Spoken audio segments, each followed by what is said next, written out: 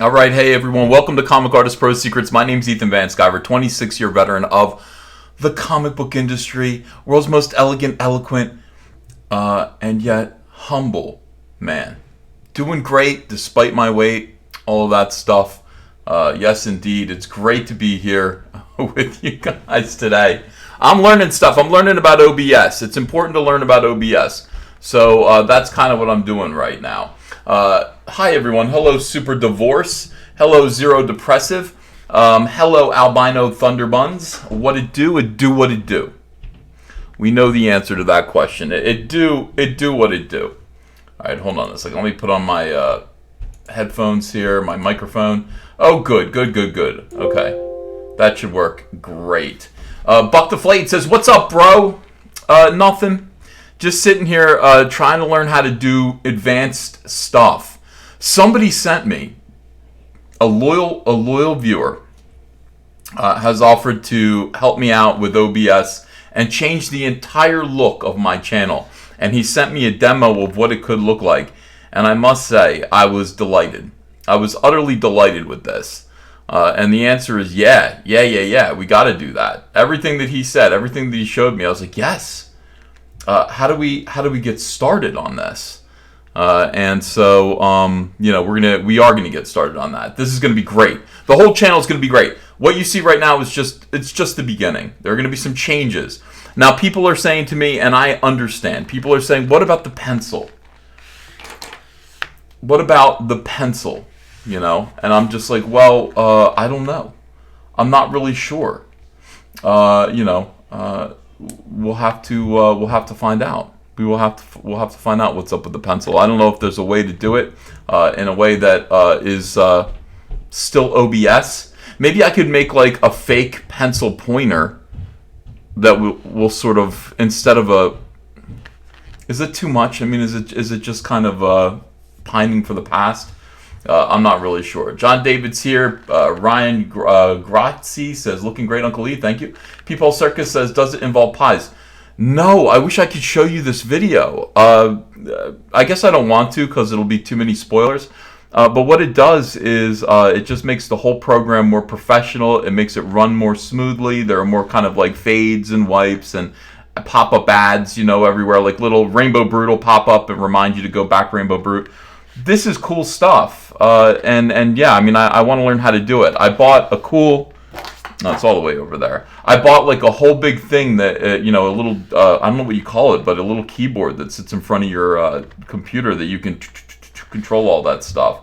I'm looking forward to learning how. But again, I'm a boomer, and I just take it piece by piece. I just want to do one thing at a time, and that's it. I mean, I don't expect to learn everything all at once. I'm a humble man.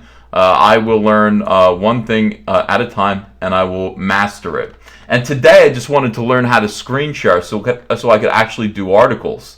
If I could just screen capture, I think that would be great. And so that's what we're going to do today.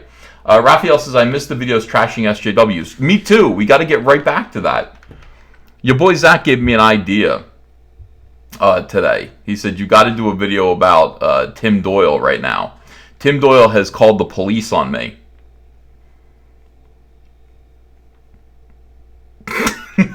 So I was like, "You really think, do I need to do a video about Tim Doyle calling the police on me?"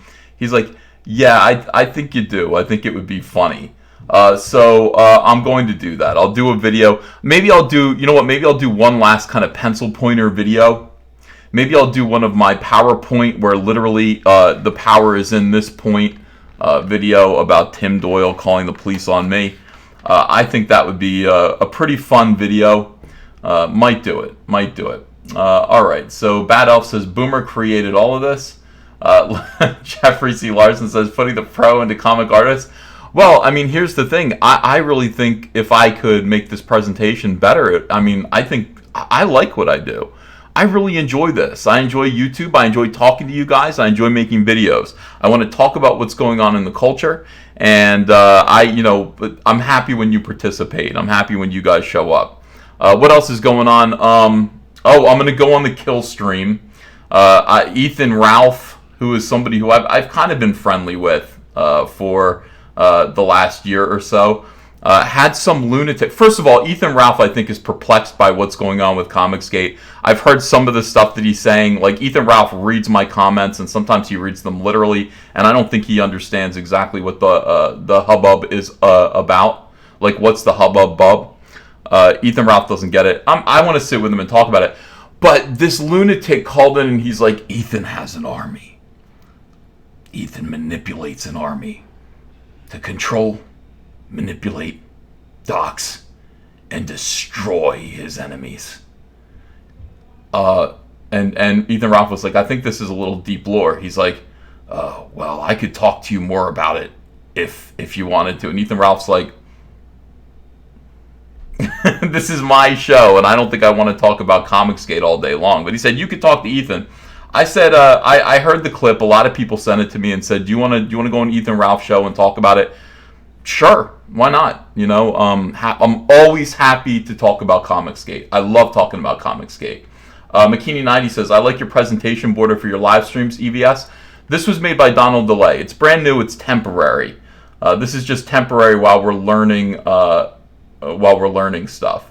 Let's see. Can someone link me to the kill stream question? I think that it got taken down. I think those guys kind of like, I don't know. I'm not really sure. I looked for it. I couldn't find it. I found a clip of it. And I laughed. You know, I thought it was funny. And, you know, look, again, this is my thing. I love talking about this stuff. Absolutely love talking about it. And I like those guys. So we'll go and we'll have a discussion with them. All right, so let me try something here. That's so stupid. All right, can I do this? Let me see if I can do this. Let's find out. Let's find out if I am brilliant enough to actually do a screen capture at this point. Can I do it? I mean, I probably can. Let me see here. Let me click this, and we'll find out what happens. No, that didn't work at all. Hold on a second. Guys, don't tell me what to do. Don't like clue me in. I should be able to figure this out. Wait a second. That didn't work either. Yes, didn't it? Display capture. It did work. It did work. Okay. Now we just go over to this. I feel like I've learned something. I mean, this is the only thing that I knew how to do on Google Hangouts. And let me just make sure it's working the way I want it to work. If I actually click over and watch myself. Do I even have internet to watch myself at this point? These bastards. These utter bastards. Over at Con. Oh, it looks great. The mic is off. What does that mean? Set to Wumbo Genius. Yeah. Oh, I see something that's up. Hold on. Let me try one thing here to fix this. I click this here, and I go transform, and then I go fit to screen, and that should do it. You know, that should do it, right? Push the red button. What red button? Edgar Tarley says he's evolving. Everyone's impressed with me right now. Right now, everyone in the chat is very, very impressed with me. Zero Depressive says the sky is the limit, Ethan. Wow. Slacker House says Ethan Ralph looks like your younger, fatter brother. How weird would that be if I had a brother and my parents named him a different last name but gave him my first name? That would be weird. But yeah. Is Ethan Ralph fat? I haven't seen him. I don't even know what he looks like. I just listened to his show. He can't be fatter than me, though. That's ridiculous. Cokeman says, yeah, real impressed. Come on, dude. Hank Spectrum says, that banner is the only art from Donald DeLay I haven't liked. It looks like a Burger King font from the 80s. All right, who cares, guys? Look, we're going to get through this together. Together, we're going to get through this, and we're going to learn how to do it. Now, this is the story I want to talk about today. This is my first story that I've done on OBS. Rob Liefeld. By the way, I used to call him Bob Liefeld. He didn't like it. I don't know why. I'd switch my name to Bob. If I were Robert, I'd be Bob. Bob Liefeld quits Youngblood over dispute with co-owners. This is interesting. I didn't know Youngblood had co-owners. I smell the collapse of the comic book industry of the late 1990s here. Let's find out. Writer-artist Rob Liefeld has announced he has had to, quote, convincingly wash my hands. Dirtworm? You hear that? Of Youngblood following a, quote, ugly custody battle with a co-owner of the property he sold part of it to in 1999. 1999. That was the year, well, it was actually 2 years after the comic book industry initially collapsed. In the late 90s, everyone thought it was over. I mean, people were still selling hundreds of thousands of comics. But, people thought the industry was dead. And it was, Marvel actually bought out Hero, an entire distributor. They were going to be, exclusively Marvel now. People were just like, this is the end of the world. Little did they know the comic book industry was going to limp forward for another 20 years. Even now, as I say, I think the comic book industry is pretty much dead. Will it limp forward for another 20 years? Maybe it could. I don't think so, though. I really kind of feel at this point we got about 5 years. Unless a bunch of new comic shops start opening up, or unless people find a way to distribute comics to customers in a way that lots of them decide to buy comics again. I don't know. I just don't see it. As people evolve, as the world moves forward, I'm not sure that I see that being something that happens.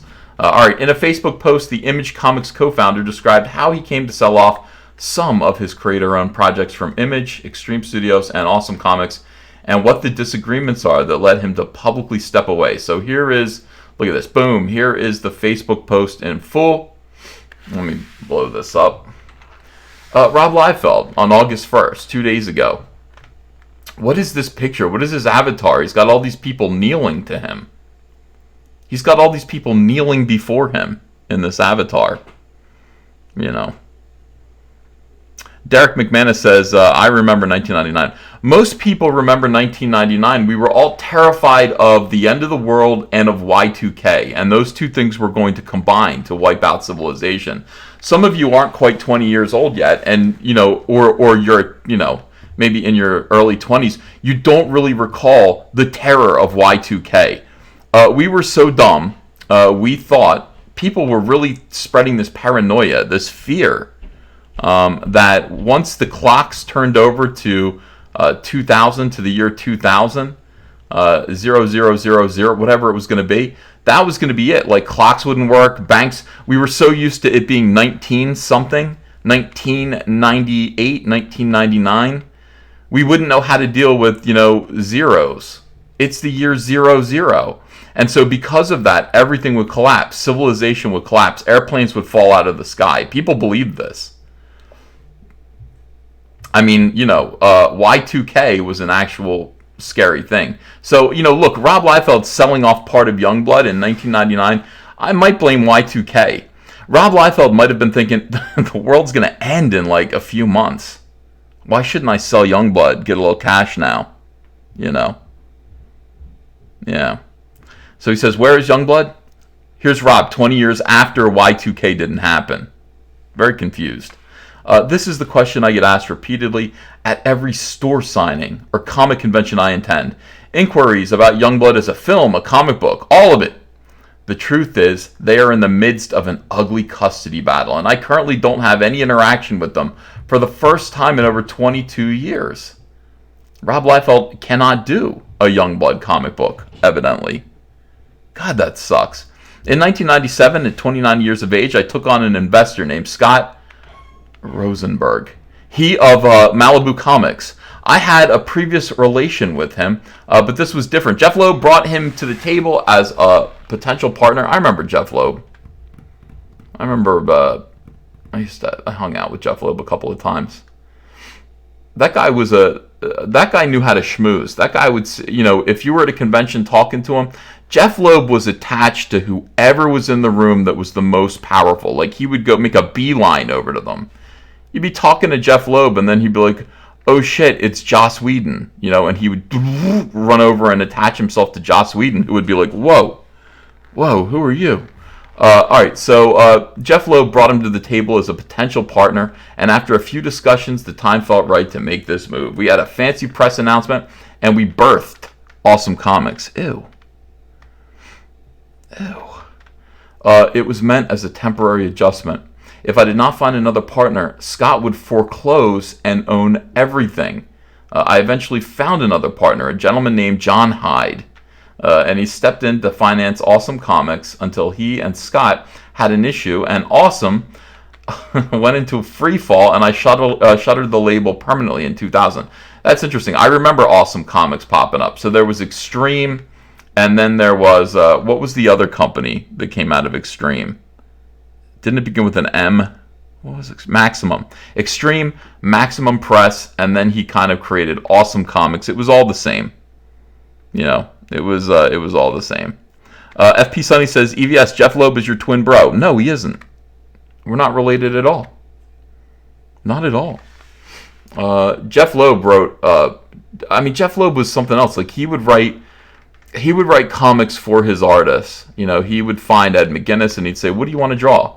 And Ed would say, I want to draw these characters. And Jeff would go, okay, well, I'm gonna write these characters in there. You know, what do you want? Hawkman versus composite Superman robot? You got it. And the same with Michael Turner. You know, it's like you got Michael Turner. He basically did whatever Michael Turner wanted to do. That worked out pretty good. People liked it. I mean, he was kind of like, when he wrote, he kind of pandered a little bit, like, but people enjoyed it. You know, it was like, what is it that you want to do? Okay, well, I'm going to write that for you. In other words, it was just like he was trying to get in good with some of these big artists, I think. If you have a great artist working with you as a writer, I think you're in good shape. All right, so Awesome shuttered in 2000. Probably had nothing to do with Y2K. Scott, John, and I agreed to a split of my Extreme catalog in 1999. We each received 8 titles and could exploit them in the media. I feel bad for whoever got Blood Wolf. You know, if you got 8 of those titles and one of them was Blood Wolf, I'd be like, oh, I got screwed over. Blood Wolf. All right. The environment at the time was not kind to comic book material, and I wasn't selling any of my catalog picks, and neither were John and Scott. Through it all, I maintained publishing rights, bringing you the comic book adventures of my creations with different and various creatives under my oversight, and until now, there were no hiccups whatsoever. Long story short, after failing to come to terms on 2 movie deals in recent years, including a movie deal in 2017 that I was so certain was moving forward. Movie deals never go forward. They just never work out. Everyone has a movie, everyone has a TV show. It always ends up to be a failure. And very, very few exceptions. Like, you can get Watchmen on the air, you know. You can get most of the DC properties on the air eventually. But for the most part, yeah, it's like, I got a TV deal. When Cyberfrog gets a TV deal, I'm just going to be like, yeah, it's never going to come out. You guys are going to be like, when is the Cyberfrog TV show going to happen? I'm going to say never, you know. Basically, I sold the rights to Cyberfrog to some, you know, entertainment company to sit on for 3 years and not do anything. You know, it's a quick influx of cash. Well, isn't it going to be made into a TV show? No, probably not. You know, that's just not going to be the way things go. It never works out that way. Gil Rivera says, how dare you, Ethan? Blood Wolf is the shit. I guess it's okay. I could do something with it, you know. Yeah. Real Ghostface says, all of Liefeld's comics sucked at that time, not just Blood Wolf. Well, Rob was getting into this thing where he just wanted to copy what other people were doing. You know, it's like, I want my version of Lobo. He's going to be called Blood Wolf. Lobo is a wolf. Blood Wolf. Youngblood, Lobo. Blood Wolf. All right.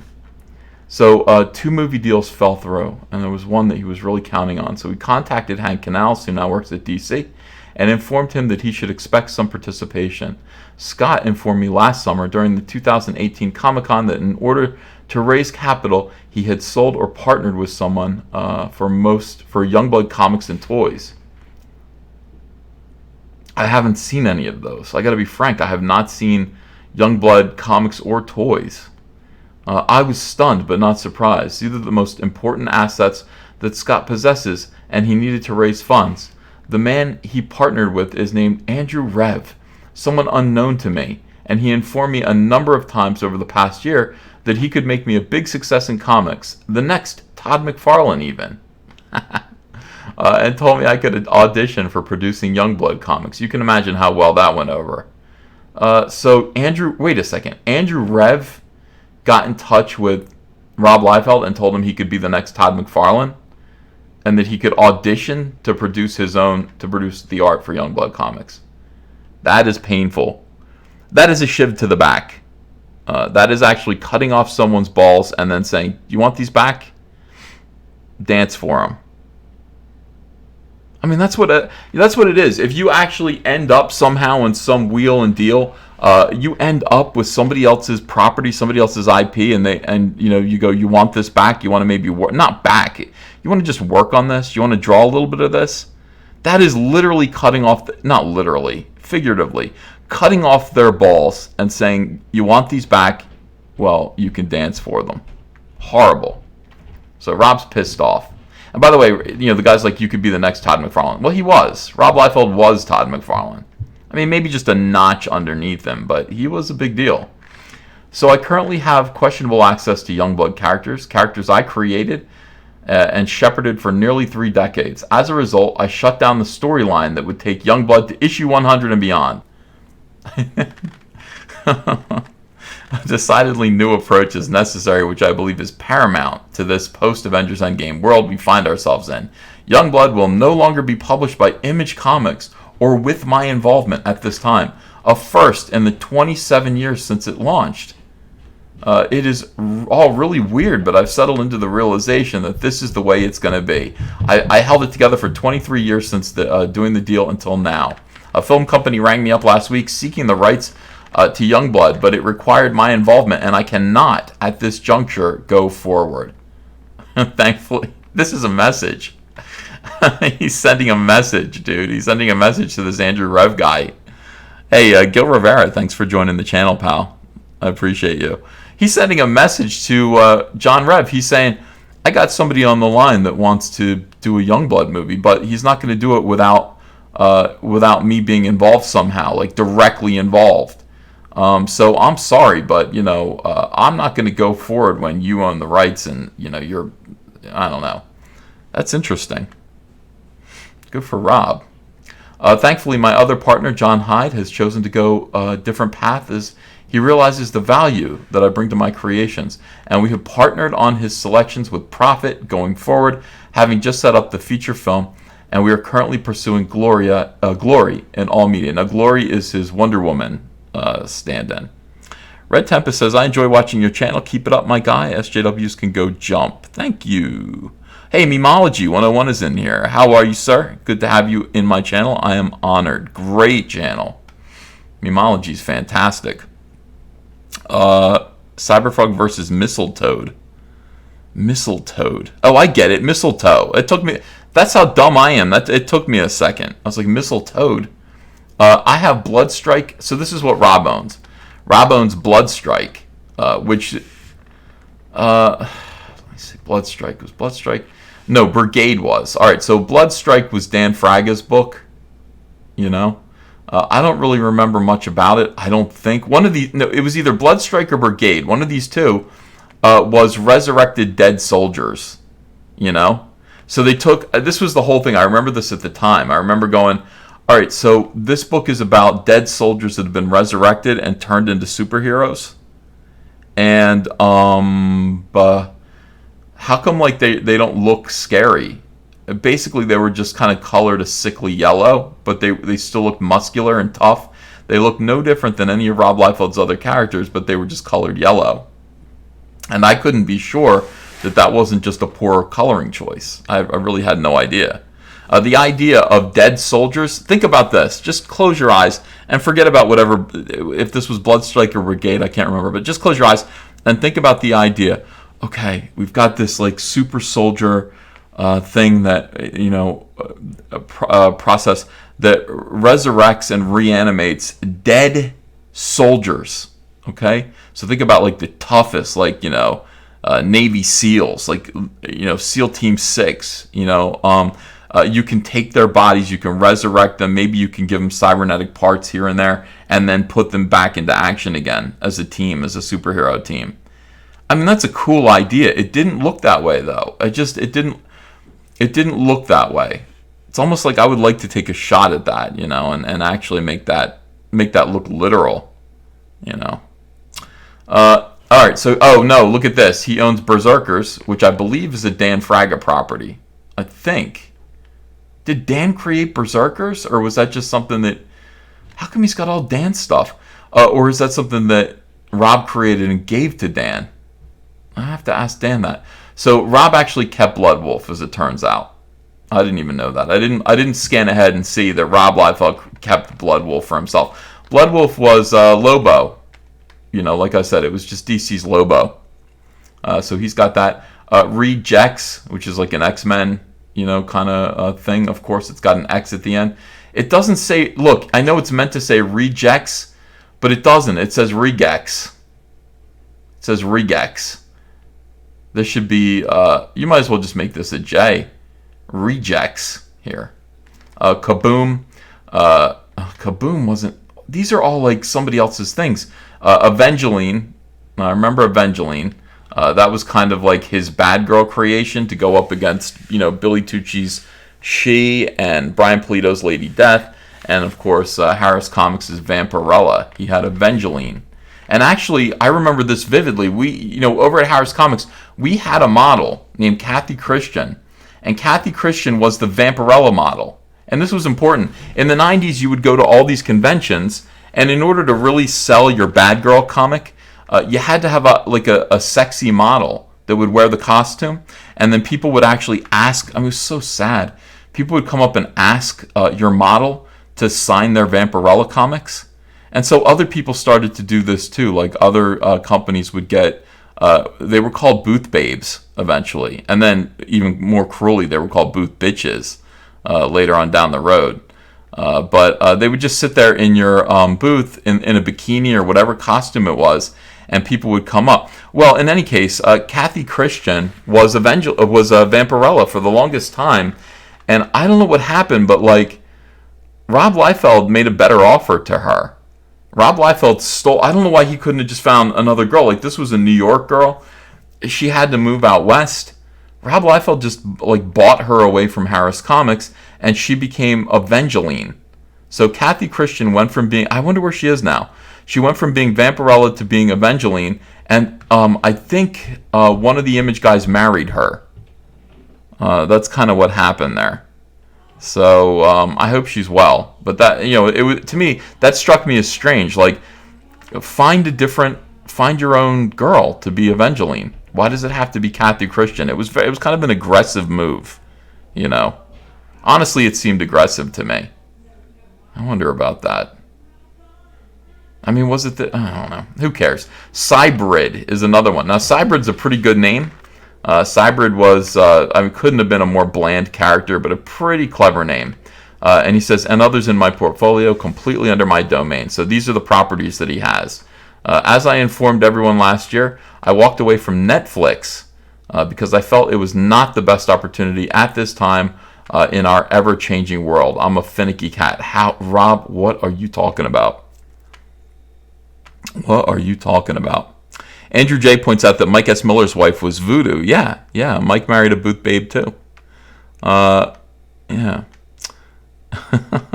Chris Sawyer says, should have been to the early E3 conventions, EVS. The Tomb Raider ladies were really nice, easy on the eyes. Yeah. I remember that just being a common thing. I can't imagine anyone in 2019 ever doing a booth babe, but they kind of should. It worked. Booth babes actually worked, and they brought people over. It was like, people would kind of mutter like, oh yeah, it's your chance to kind of talk to a pretty girl or whatever. Like that's the whole appeal of it. Buy some, bad girl comics, meet the booth babe, get her to sign it, and it's like, oh, you interacted with a lovely girl. But I don't know, anything that can get attention seems like a good idea to me, especially right now in the comic book industry. We just kind of shut ourselves off from every good idea. Everything that works, we stop doing it. We find a reason why it's immoral or unethical, why it's tacky, and then we stop doing it. Every single goddamn time. This industry does want to die. I mean, it really does. These people don't want this industry to be prosperous. I'm getting angry about this again. Every time something pops up that is like, hey, this really works, people like this sells product, we've got a whole chorus full of failures, full of communists that just pipe up and they're just like, no, this is just not right, this is problematic, we gotta stop that. Or we've just got people who are just filled with jealousy and envy that want to do nothing but run it into the ground. Hey, you look at Wizard Magazine, it drives me insane. It drives me nuts that we killed Wizard Magazine. Now, eventually, I think Wizard would have had to have faded away, or it would have become more of a website. Some degree of Sundown says, no Vampy today, maybe Monday. Well, I hope so. A lot of people are posting their pictures of their books and poster. Yeah, we had Wizard Magazine. It was the perfect, kind of, I don't know, man. It was just a bugle. It was, come read comics. Hey kids, comics. Like, that's what it was. And just dummies killed it. Everyone just killed it. John David says, Hero, Blood of the Patriots. Let me try that again. Hero, Blood of Patriots. And by the way, Hero is spelled Hiro. In demand now. Hero is a reanimated super soldier. Well, maybe you did it right, John. Because this didn't really work. Mike Woods says, envy and entitlement. Yeah, that's what killed Wizard Magazine. Mistletoad says, just work out a lot and make yourself sexy, EVS. Okay. Samurai Vader says, I just received my poster today. A lot of people are. A lot of people are getting it. They're getting stuff in. Dallas Artwork says, I love Brutes and Babes and Wizard. I mean, you want to talk about, I don't know if it can ever be repeated again. I mean, my whole thing about Comicsgate and the books that we do is that, look, we need to make our books prettier. They need to be better quality. I mean, if we can get our books to be actually, read as well and look as good as mainstream comics at their best. I mean, not now, but I mean at their best. Then we're in good shape. We can actually do that. But our books actually have to sell themselves. Putting a chromium cover on Cyberfrog is just, it's something that hasn't been done in a long time. And I'm telling you, when you put that kind of product, that kind of attractive product on the shelf next to these other dumpy books using cheap paper and cheap labor, that book is going to sell. It's going to sell through.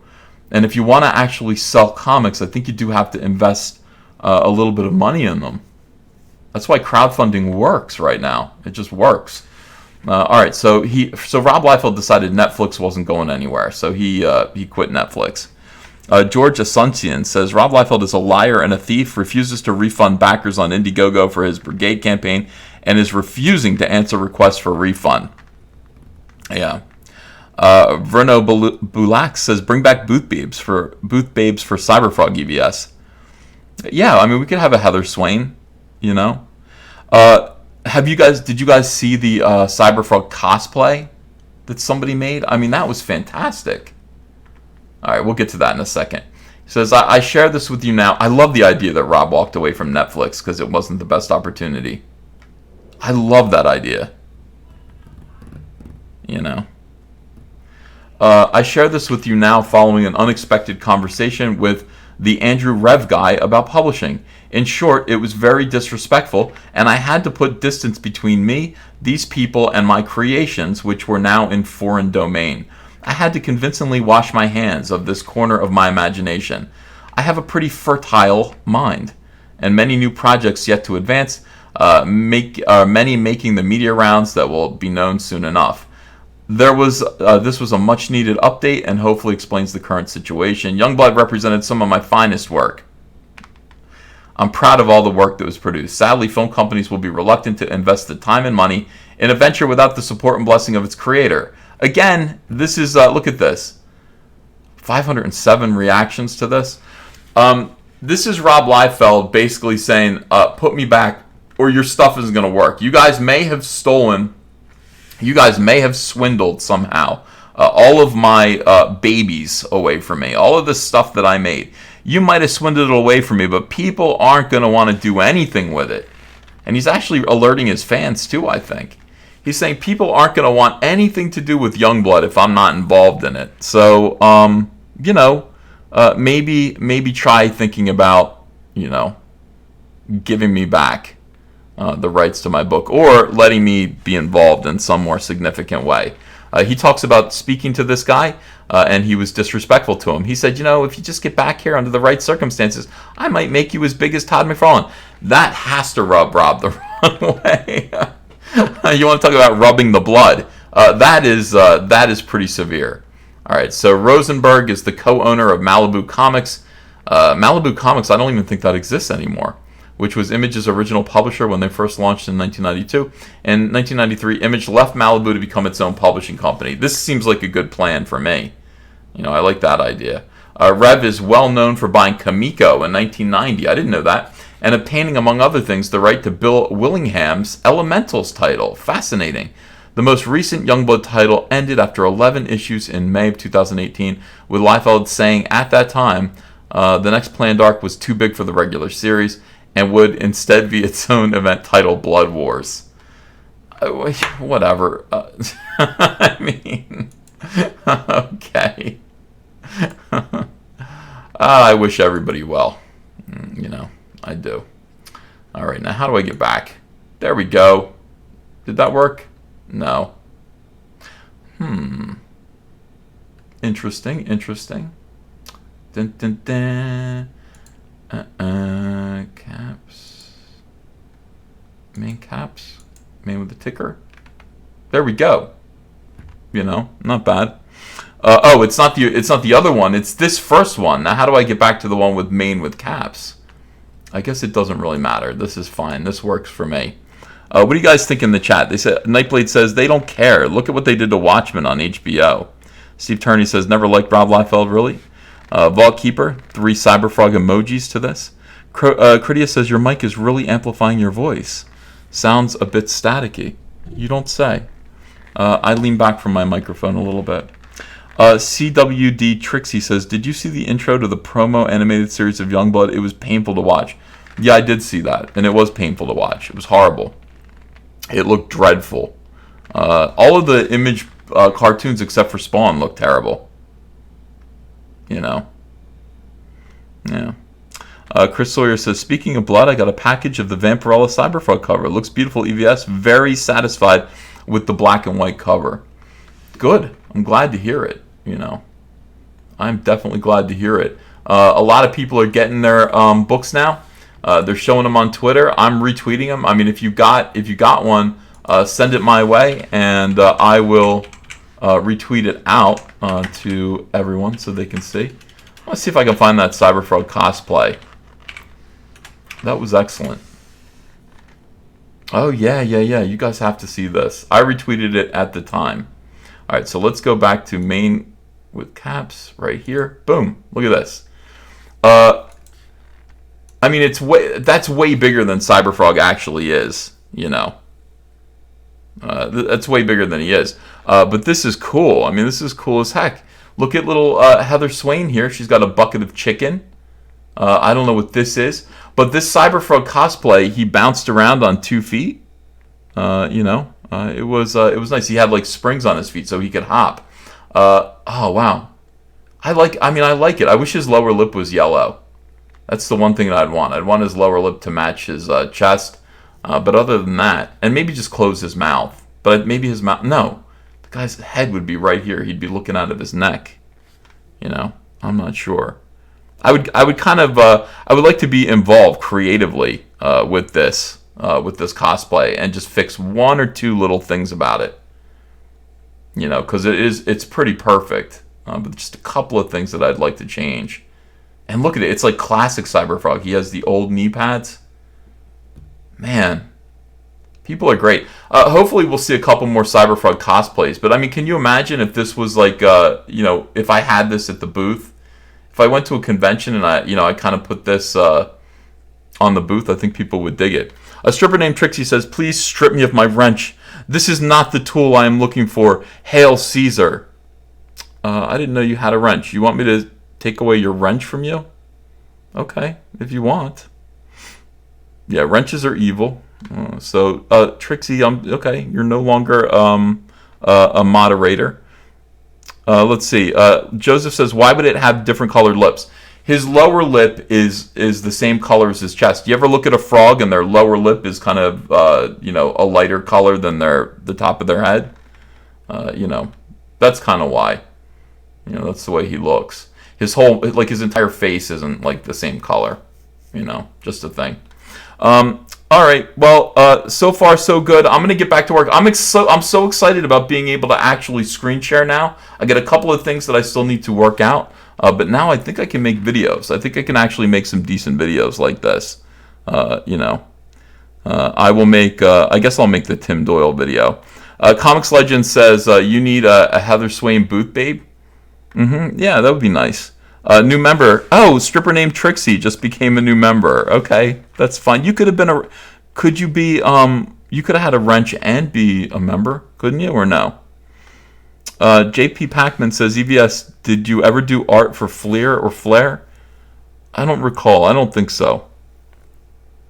Critia says, EVS, let me write Links. So Links is, I guess I'll hang out a little while longer.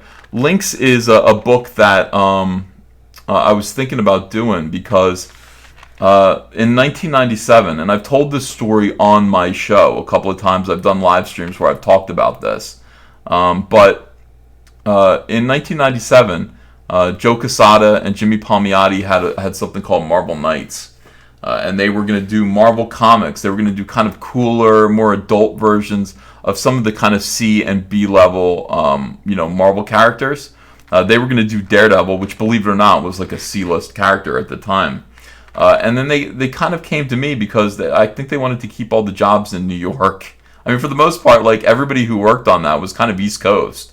And so they came to me, and they said, "You want to do something?" And I said, "Yeah, I do. I want to do this and that."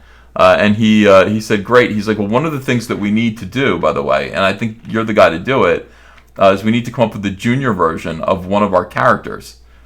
So, in other words, just like Impulse had just come out at DC Comics, Impulse was like a junior Flash.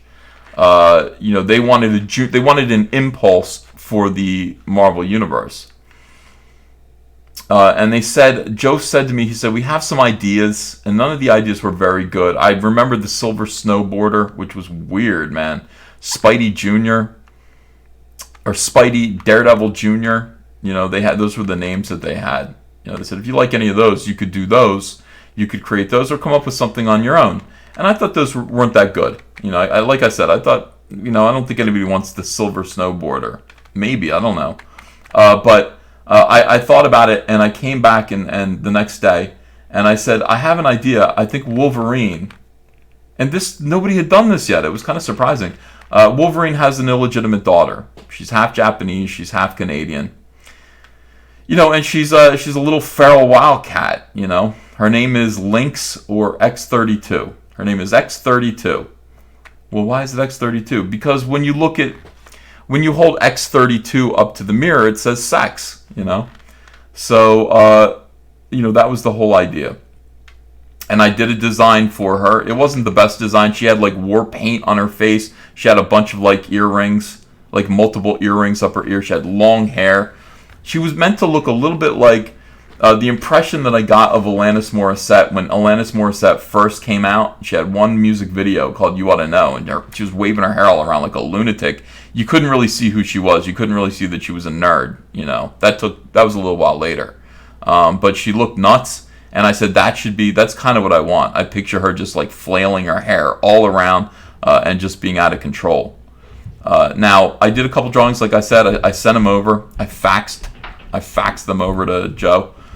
He took them over to Bob Harris at Marvel Comics, and he just said, "We love these. Like Bob loves this and wants to go with it, and you should consider developing it a little bit more." All right. So DC Comics, in the meantime, I was also talking to them, and they offered me a job that I wanted. I wanted to be the fill-in guy on Impulse. I thought that was the way into DC, is just to take whatever book they had and then just kind of, DC seemed like the more adult company to me at the time. DC just seemed like the more adult comic book company, Marvel seemed like it seemed like a little bit more trouble to me.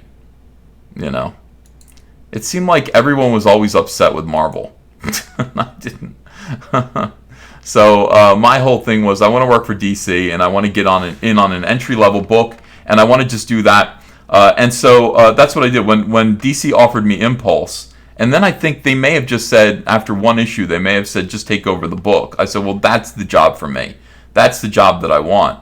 And I went back to Joe Quesada, Jimmy Palmiotti. I said, I'm probably going to do this instead. And they said, well, we still like this idea. And I said, yeah. And then while I was working on Impulse, they hit me up to do this Heroes Reborn one-shot. And it featured a character in it that used my design for Lynx. And I think her name was Miss Thing or something like that. So in any case, they never used the name Lynx, but that character went on to become, as you know, X-23, Wolverine's daughter. All right. So I kind of created X-23, but not really. I mean, I just had this initial idea. My version would have looked a lot different. She would have been named Lynx, and she would have been X-32. But here's the thing. This idea of a feral teenage girl, kind of like a wild cat of a little girl with crazy hair, that's still mine. I mean, I can have that if I want. So I could do Lynx. Why couldn't I do a comic book called Lynx at this point? Is that too Liefeldian? I mean, is that something Rob would do? Or is that just like taking a hold of one of my ideas that I had and, grabbing a hold of it and doing it myself? So, anyway, I talked to Mike Miller about Lynx. Or I talked about it in a chat. And Mike Miller drew up a pretty good. It's okay. It's I did one little sketch of Lynx myself, and I gave her like eye makeup underneath her eye that looked like a lynx. The same like eye markings that an actual lynx has. And then I kind of gave her a haircut that was colored but dark on the tips. I just wanted her to look like a lynx, and that's it. I mean, that's all the work I did on it, and I turned it over to Mike. Mike saw it, and Mike, of course, immediately drew a whole pinup of it, but his own way with his own costume. He didn't quite get it right. Lynx needs to be small. She needs to be petite. Mike drew a woman. Mike drew a big, like a woman, and I don't see that. I see Lynx as very diminutive, small, little creature. A small teenage girl with. Does she have claws? I don't know. Maybe, probably, right? Not like Wolverine's claws. So I have this character. I claim. Trademark of Lynx. Lynx is mine. I intend to do something with it. Is Mike going to do it? I don't know. Mike's got his own whole thing going on. Obviously, I can't do everything, so let's just go through it. I mean, at this point, All Caps Comics, are books that I intend to publish this year or next, probably next year. We got Cyberfrog, we've got Rainbow the Brute, we've got Fearsome. Fearsome is number 3. We've got Mean Streak, and we've got Lynx. That's a lot. I mean, that's 6 books. That's 6 titles. That's enough for a whole comic book company. I don't want to be a whole comic book company, really. But these are some of the, and I've got more ideas. Obviously, I talked about a couple of more. We talked about American manga. Remember that? We talked about that idea. And that was just a very, very rough idea. American manga was something I came up with when I was in the car with Mitch and those guys driving around Arkansas. And I just said, boy, we'd see some real junkers on the road. We were just driving around like a long car trip. And we saw a lot of like junkers, like beat up cars. And it led to this idea for American manga, which would have just been kind of like, American guys who are really good at turning wrenches. Like it would be almost like super science. It would be superhero a little bit, but these guys know what to do in the garage, okay? And they get these junky, pieces of husks of machinery, and they turn them into just super powered weaponry, like a beat up old school bus from 1982. They turn it into a weapon of war. It's like it would be like what's that show on TV where people build little robots to fight in an arena? and they have little razor blades on them and stuff like that, like buzzsaws. That's what it would be. That's kind of the idea, but it would be blue collar. These guys would be like down home, blue collar, good old boys that are just creating these incredible, awesome things out of garbage, out of junk, out of stuff that should be compacted and crushed. They're turning them into awesome vehicles. And then, do they form a robot? Maybe. I mean, that would be cool. I like all that stuff. I really love Voltron, so the idea of these guys being able to do some kind of like, is it called Robot Wars? Kind of doing a Robot Wars kind of thing out of beat up junky cars. And by the way, some people have done sketches for me. They've talked about this, and they're getting it all wrong. Like, people are showing me like hot muscle cars and saying, look, man, we souped up this muscle car. No, garbage. Like, I want to see like I said, when I use the example of an old burned out school bus, not burned out, but an old school bus, that's what I would want to see. I'd want to see stuff that shouldn't be on the road anymore. Okay, not nice, not American muscle. Garbage that is turned into American muscle only through know-how and just willpower. Like, turning these things into effective vehicles that can just get smashed up on the road and have a good time. Yeah, like Rock'em Sock'em Robots. BattleBots. It's called BattleBots. Okay, that's what it is. That sounds right to me. So that's another thing that I want to do, but that's way on down the list. And yeah, Kyung would be great. Kyung would be awesome on that. And Kyung's got 100 things to do. All held together using flex tape. Like, seriously, yeah. Why not? We could get a I'll do ads for flex tape. They could promote it. That would be cool. I mean, there's just a lot of stuff to do. There's just a lot of stuff that I want to do, and I think I've got. It's all about hiring people, because I'm old, I'm slow these days. I feel like my strengths are not. I think Doug TeNaples said I'm a real comic book artist. Ethan's done 68 pages in a year. I've done 320. I'm a real comic book artist. Ethan's just somebody who likes to talk on YouTube. Fair enough. I mean, look, I'm my stuff represents the very best that I can do. I no longer want to put out rushed work. I don't want to anymore. I just see it as pointless. As the comic book industry kind of implodes and sucks in on itself like a black hole, I don't want to sit there and be just throwing garbage, at the void. That's not what I want to do. I'm not saying Doug's stuff is at all. I'm just saying that going faster than I'm comfortable with, producing more work than I want to, just for the sake of chasing the bills. I don't want to do that. I want to use my platform to actually promote comics, produce maybe one comic, maybe two comics a year if it's possible, and really use my platform to promote my own ideas and hire people to do them. And there are so many talented people in this fandom. So many extremely talented people in Comicsgate. And I include myself in the fandom. It's like there's so many people out there that I think could do this, could participate, could, would like a nice, healthy paycheck to develop some of these ideas, that I have. Or you could do it yourself. I mean, you don't have to do my stuff, but I'm saying I would hire people. I'd hire people to do my ideas. And I'd say, make me rich. Here's my idea. Go make me rich. Here's a paycheck. Get out there. Do a great job. Let's build something together. I like the idea of kind of being the boss of my own little company. I like that idea a lot. I think that would be fun. And I get to choose who I work with and make sure that they're happy. Let's see. James says, sad to hear about Rob's troubles, but trust no one. Yeah, you can't trust anyone in this business. I mean, I have a couple of people that I trust. I think I trust, but it's not a great idea to put your faith in anyone. I mean, people are all looking out for themselves, and they should. It's like they kind of should be looking out for themselves.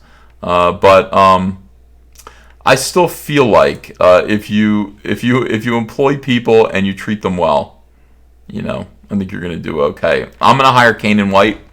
Kanan White to do Fearsome. And it's only going to be like a 48-page first issue, maybe. I don't know. We'll see how it goes. I think he's a slower artist than me.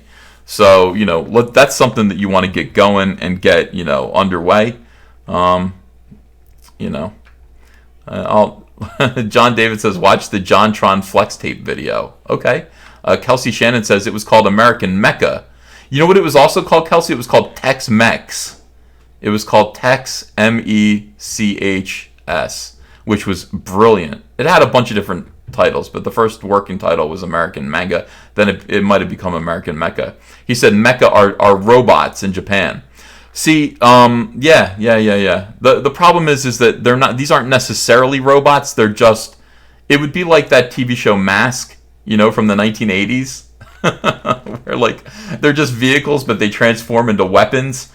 It would be this, except the vehicles are junk. The vehicles are not cool. You wouldn't want to own this windowless van that can turn into something great, Donut Swan says, Doug stuff is garbage, suitable for small children and the mentally disabled. Terry, quit typing. Enough is enough. That's not nice. Micah D2 says, I think you missed my super chat. When is Cyberfrog shipping? I'm going back right now. I just opened up another window to answer the super chats. I will do that right this minute. I gotta get recorded videos up. It's important. My channel's suffering for doing live streams every day. McKinney90 says, I like your presentation border for your live streams, EVS. David Sutherland says, thank you for your content. Hi, Amelia and Charlotte. Mazamonti says, love the rolling text. You manipulate yourself? Ha. Super Divorce says, how about a weekly throwback pencil video? See, we could do stuff like that. Memology 101 says, shout out to Liefeld Drawing Feet. By the way, if you haven't subscribed to Memology 101, you should. That's a great channel. Gil Rivera is a new member. Red Tempest says, I enjoy watching your channel. Keep it up, my guy. SJWs can go jump. And some degree of Sundown is still waiting for his Vampirella comic. He's hoping it comes Monday. John David says, Hero Blood of the Patriots. In demand now. Hero, H-I-R-O, is a reanimated super soldier. George Asuncion says, Rob Liefeld is a liar and a thief. All right, so this is this is George's allegation here, and refuses to refund backers on Indiegogo for his Brigade campaign, and is refusing to answer requests for a refund.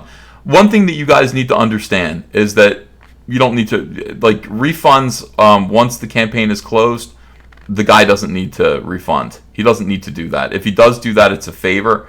But this isn't a purchase. The Indiegogo is interesting. We went through this whole thing with our tax lawyer about this. She wanted us to pay sales tax, for comics in different states, and we ended up paying it. But I think we shouldn't have. I feel like we shouldn't have done that. Indiegogo is set up a certain way so that your contributions are not purchases; they're donations. So when you donate to an Indiegogo campaign, you're not purchasing anything. I know it seems like you are. You're not. You're saying it's unique language that says basically, I'm going to donate to help you make your campaign come true, to make this project come into realization.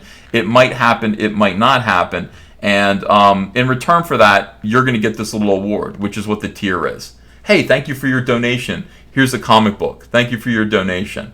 That's kind of what Indiegogo, the way that they sort of space it out, the way that they kind of describe it. And so because of that, the tax implications, I think, are different. I think these are donations and not really purchases, so there shouldn't be sales tax. But I think the government is starting to get wise to that, and they're going to make a new law. And when they do make this law, this is what my account said. When they do make this law, they're going to be able to go backwards 4 years and hit you up. So we just went, let's just pay it. But in any case, that's one thing you need to understand. When you do this, and if Rob doesn't produce your book, he really doesn't have to. I mean, that's the thing. The way Kickstarter and Indiegogo, these crowdfunders are set up, he doesn't have to do that. And he doesn't have to refund you either. You should refund while the campaign is still open. Most of us refund because we think it's a good idea, because we want to keep doing this. It's like I want to do 1 million Indiegogo campaigns, so I refund when requested. But we don't have to. That's not what this is. It wasn't a purchase, so I wouldn't call Rob a liar or a thief, but I wish he would produce that Brigade book. He's been sitting on for many years at this point. And people are like, well, why don't you produce your Cyberfrog book? I am. It's coming. Watch. I can't wait till it comes. I just want it out there. Stripper named Trixie wanted her wrench taken away. Hail Caesar. And then she joined the channel. Thank you. Abominable Dr. Ferb says Rob is bitter over the roasting of his art. Yeah, probably, but I think he's got a sense of humor about it by now. Micah D2 says, are the Cyberfrog comics in the mail yet? Nope. I still don't even have them. I'm supposed to have the Team Up Fist Bump covers all in this week. And, I will keep you updated. I'll keep you updated every single day. I get, updates about this, and I will let you know. And the thing about it is, when they come in, I've got to go into the fulfillment place, and I've got to sign and sketch them all. So I will be working at a fulfillment center for like an entire week, signing and sketching these comics. They're going to get shipped out as soon as I sign them. So every day there will be another huge batch of these until we get 20,000 of them in the mail. It's going to be an enormous undertaking, and so I'm going to probably live stream from me, or at least make videos of me signing these comics and getting them out in the mail. It is a big deal. It's a very big deal. Charlie's London says, talking of great tributes, CVS, what is your opinion on the parody accounts on Twitter of your chair and your monster can? I think they're funny. I think they're funny too. It's hilarious. I love the idea that that you guys sat in my on my live stream and just looked at my chair for like an hour. That's not strange at all. Jonathan Van Hertem says, do you have any Mean Streak art? No, it's just a concept right now. I haven't drawn anything about Mean Streak. But it's just an idea, and, I like drawing speedsters. I would like to own a speedster of my own, So, I'll do it soon. This book, the Mean Streak book, the whole reason why I want to do this Mean Streak book is just because of the concept. And DC couldn't have done this, but I can. If I Indiegogo this, I can do this. And, Mean Streak would be an almost wordless book. It would be quiet. But let me explain what it is so that you guys know. Mean Streak was left over from a Flash idea that I had. Let me see if I have a comic book lying around here. You would think that I would have a comic book lying around here. Well, I'll get one from over here. You reach with my headphones still attached. All right, this is Cyberfrog, of course. This is Cyberfrog Blood Honey. All right, so picture a comic book. Picture it much thicker than this, maybe 100 pages, and then you open it up, and on the first page, there's a scene where the superhero comes home. I don't know, kisses his wife, just for an example, okay? And she is about to drink a cup of coffee, okay? I don't know what would happen here. Let's just say that she's got a cup of coffee. So kisses his wife. This is a panel page. And then all of a sudden, the villain comes in and attacks the super speedster hero at high speed. So on this page, it would be a shot of the hero, of the villain coming in and attacking the hero, okay? And the woman, his wife, would be here getting ready to drop the coffee cup because she was disturbed by the ruckus. On this page, on every single page on this side of the page, there would be a multiple paneled super speed fight all over the world. And there might be dialogue, but there might not be. On this page, when you flip it, on this page would be the same shot as before, but animated a little bit. Like the coffee cup would be falling a little bit further. So on this page, fight. On this page, etc., all the way to the end. Until the very last page, when the hero would come swooping in and catch the coffee cup before it hit the floor. So he's already beaten the villain. He swoops in. He catches the coffee cup. So what you would do then, when it was all done, is you would read the whole story. You would see this super speed fight that took place all over the world, and then you would be able to flip through the book and watch the animated sequence of the coffee cup falling and realize that entire fight took place in half a second. So it'd be like a real-time book. So that's what Mean Streak is. That's what my idea for Mean Streak is, which is left over from an idea I had for The Flash. the DC said, sounds cool, but I don't know how we would do that. Like, you know, I don't know how we would make that happen. So I'll make it happen. I want that to actually exist. All right, let's see. Steve Turney, thanks for £5. Dragon Lord says, your X32 descriptor sounds like Dakin too. LOL. Oh, great. Mighty Thor says, you're selling extra chromium covers in order of team up cover backer number. I'm backer number 2, and I want both the Salamandroid and Cyberfrog covers. I haven't decided how we're going to do that yet. I think what I'm going to do, honestly, is I'm going to, once we see how many leftovers we have, and there aren't going to be many, there might be like 100, maybe 200 copies of each one, I'm just going to put them up on, I'll do a Cyberfrog Indiegogo campaign with buttons and pins and various things that we're making, and I'll just say, look, there are 200 copies of this, 200 copies of that, on your market, set, go. And, you know, one per customer, and then we'll just, you know, sell them all that way. I think that's the best way to do it. Just, I'll let everyone know you know, we're about to open the door. There'll be a starter pistol, and then, you know, on your market, set, go. Comic Skater Fan 34 says, Umbrella Guy conceived a child 6 months after Cyberfrog launched. The baby was delivered first. Last week you said you'd ship the art pages.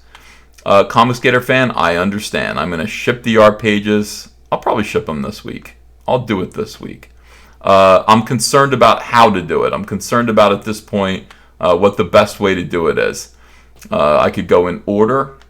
You know, first backer gets to choose, or first backer gets the first page.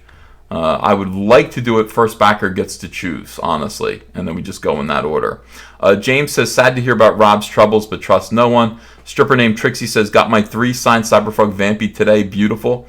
John David says, watch the JonTron Flex Tape video. And Kelsey American Mecca. Okay, I don't want to read that one again. That was a diss on Doug. Let's see. Chucky Wookie says, I think a nice customer service idea would be to throw in a chromium edition of each cover with each original art shipment. Just saying. God, I'm desperate, but I'd be okay with it. Gunnar Ray Oi says, mecha doesn't have to be humanoid. Spaceships and transforming shrimp would qualify as legit mecha anime. Oh, that's good to know. Commander Onslaught says, call it Ole del Diesel. Ole del Diesel.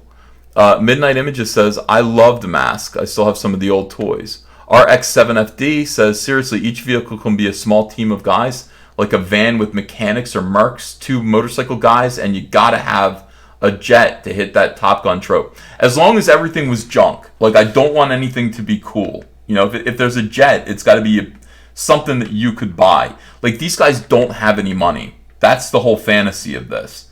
You know, these guys don't have unlimited government funds to buy the best of the best. These guys are just regular guys who work in garages, who are especially talented, might win prizes, might win cash and prizes in contests and stuff, and that's basically how they do what they do.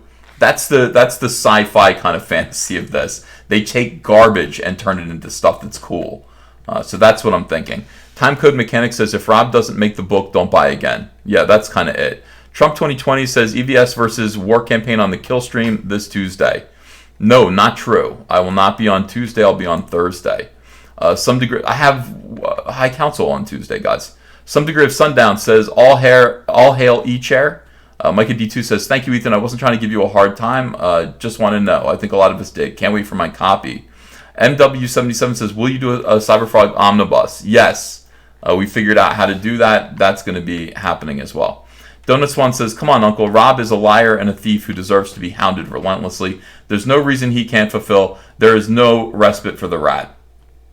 Okay, yeah, sure. Kieran Lancaster is a new member. Welcome.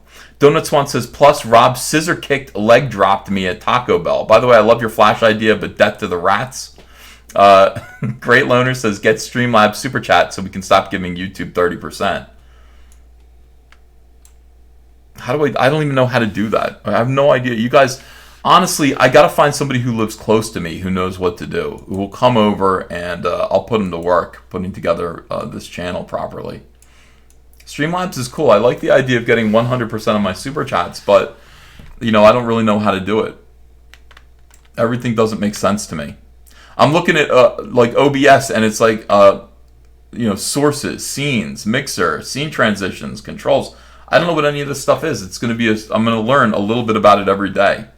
Mostly I'm busy drawing, so I can't really spend all this time figuring out OBS. I'd much rather hire someone and then somebody give me a quick tutorial about how to run it. Let's see. Dan Dino 8100 says, "High Council was my favorite YouTube show. Now I guess it still is, but it is drama filled now instead of entertainment filled." Is it drama filled? I'm not sure if it's drama filled. Rekgar and the Junkians from the Transformers the movie is the ultra utilitarian concept that you have to try to emulate, says Incubus Time Lord. Scott says, "Ask Young Rippa." Yeah, Young Rippa's got a great. His show looks great. Let's see. Geeks and Gamers just uploaded a video about it. Says Ironcaster. A video about what? Yellow Flash 2 says, "Pay for my plane ticket and I'll set it up." Can you imagine if Yellow Flash 2 came over here, set up my entire OBS? That'd be cool. I would like that. Timecode Mechanics says tip sheets for Epitaph bread and salt have just been sent to the printer. Epitaph bread and salt. Okay. That's your book. Graphic novel and posters will go out first. I'll ship the comics personally. You're going to do that? Are you going to ship things out separately, Nathan? I mean, we had Martina Markota did that, and it was disastrous for her. Shipping is expensive. You only want to ship to backers once. You don't want to ship miniature, separate packages. I mean, I've got everything ready, except for Blood Honey, and, I'm waiting for that. I can't ship anything until that's done. Yeah, it just seems like a dangerous idea. It seems like you're going to spend twice as much in shipping. In fact, that's what it looks like you're going to do. So anyway, all right, everyone, I'm going to go. I'm going to get back to work. Thank you so much for being here as we just learned how to do a little bit of screen sharing. Appreciate you guys. Full Custom Hot Dog says, "Here's money for Yellow Flash's flight to set up your stuff." Yellow Flash, come out here. I won't tell anybody who you are. It'd be funny. You'd show up my doorstep and I'd say, "Who are you?" And you'd say, "Savior of the universe." And I'd be like, "Okay." All right, I gotta go. You guys have a great day, and I will see you again later. Bye.